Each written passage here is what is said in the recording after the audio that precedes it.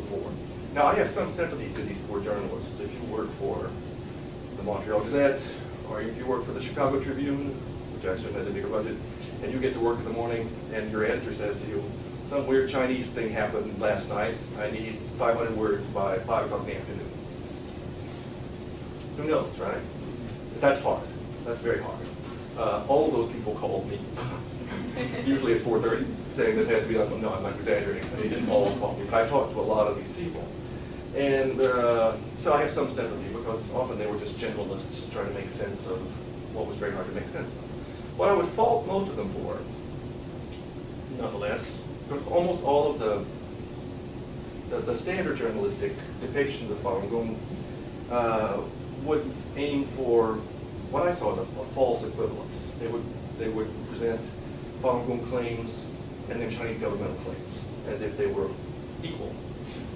It was clear to me that Falun Gong was telling more truth than the Chinese government was telling truth.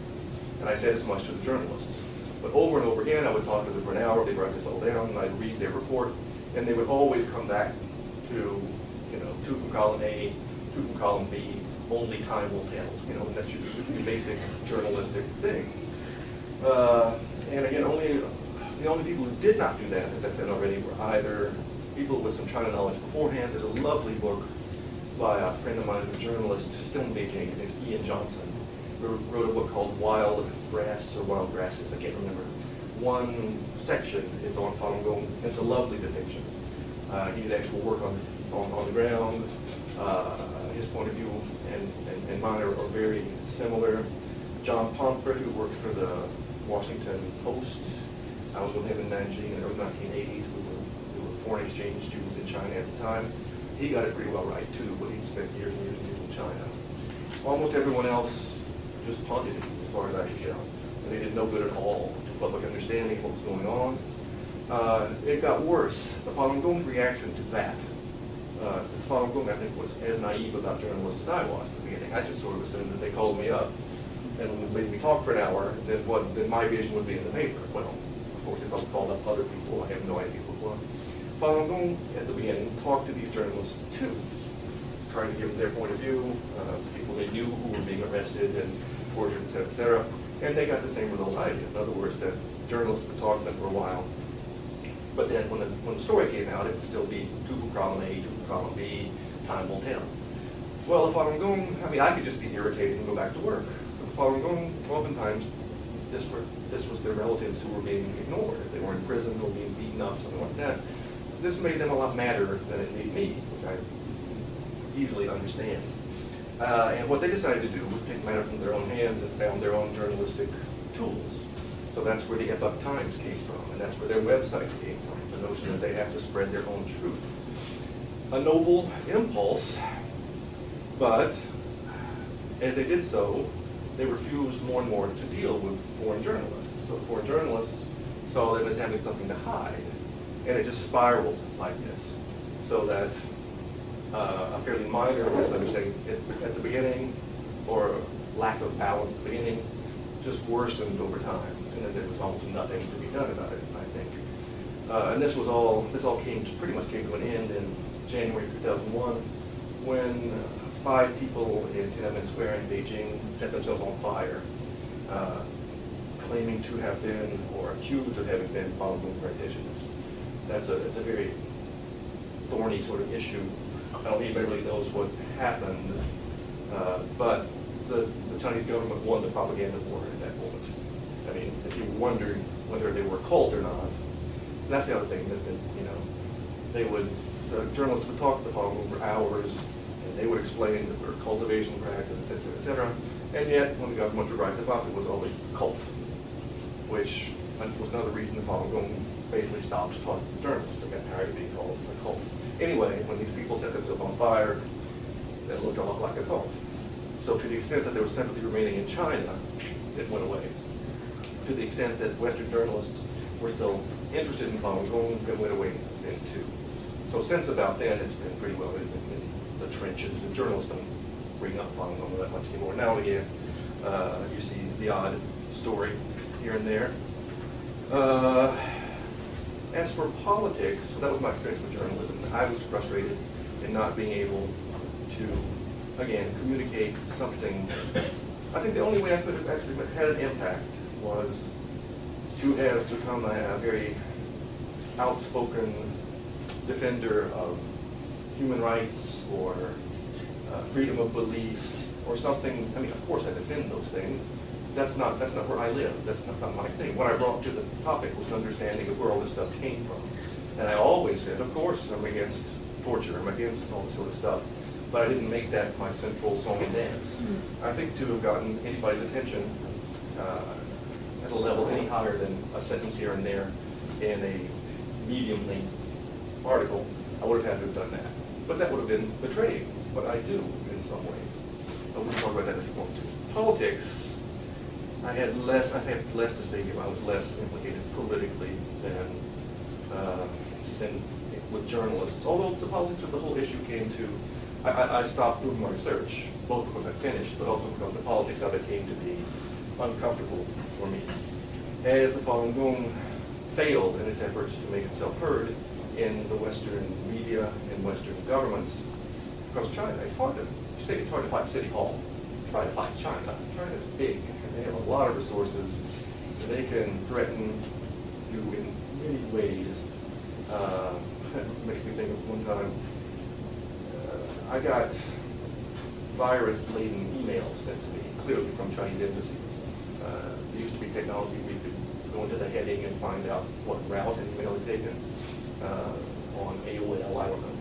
I'm not a techie. I can't remember how I did it, but I could do it at the time. It was clear that these virus-laden emails had come through them. I thought, this is nasty. I'm just a professor, for God's sake. You're trying to crash my computer? That's my livelihood. If they blow up my car, it's okay, but this is my computer.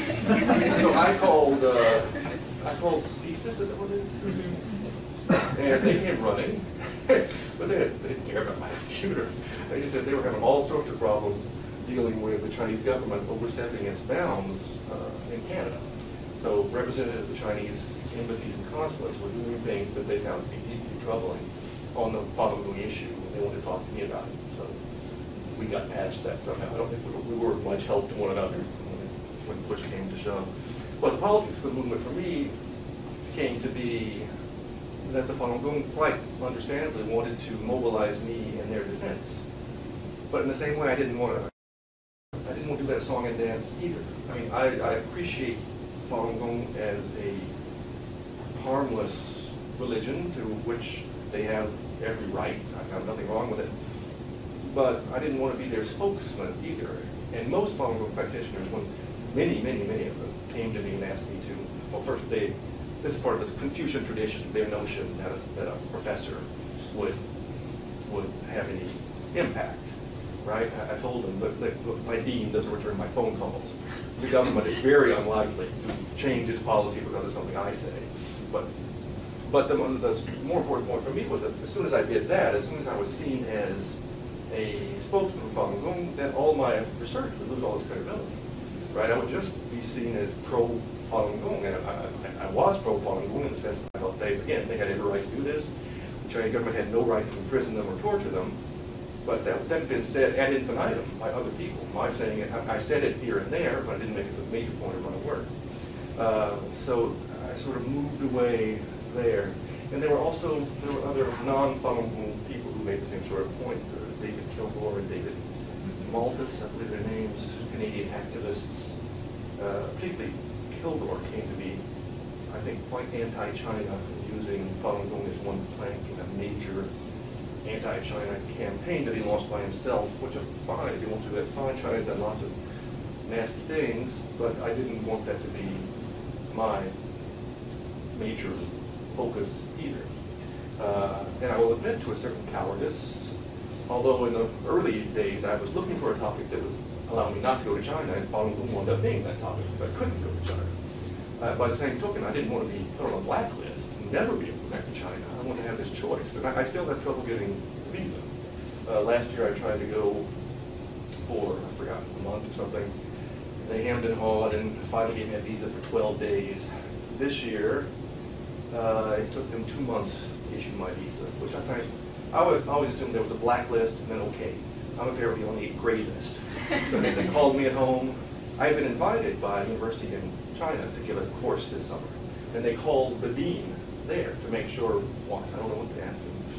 But in any case, so there are real, apparently it's okay now. But I've been, for the first time I was refused, I was invited to a conference in China and then uninvited because someone said, we see what he does. Right? On the other hand, I must say that after the book came out, Oprah didn't call, but the Chinese consulate in Houston called saying, hey, I read this. This seems pretty reasonable to me. You want to come down here and give a talk to us? Which I thought was pretty big of them, but I didn't do it because I was already in the middle between Falun Gong and the Chinese government. I was starting to, not resent, but worry about being manipulated by the Falun Gong. I didn't want to go be manipulated by the Chinese government. So these were political tensions that you usually don't feel if you do what I do. I can guarantee you that if you work on the history of secret societies, this does not happen. So if you want to avoid these sorts of problems, stay in the 18th century.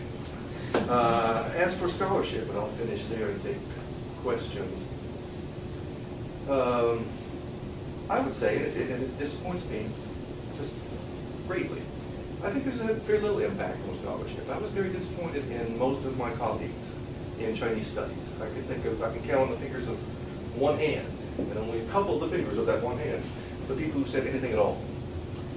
Why is this? A couple of reasons. First, China scholars are no more or less human than the rest of us. And there's something about this cult thing that scares everybody.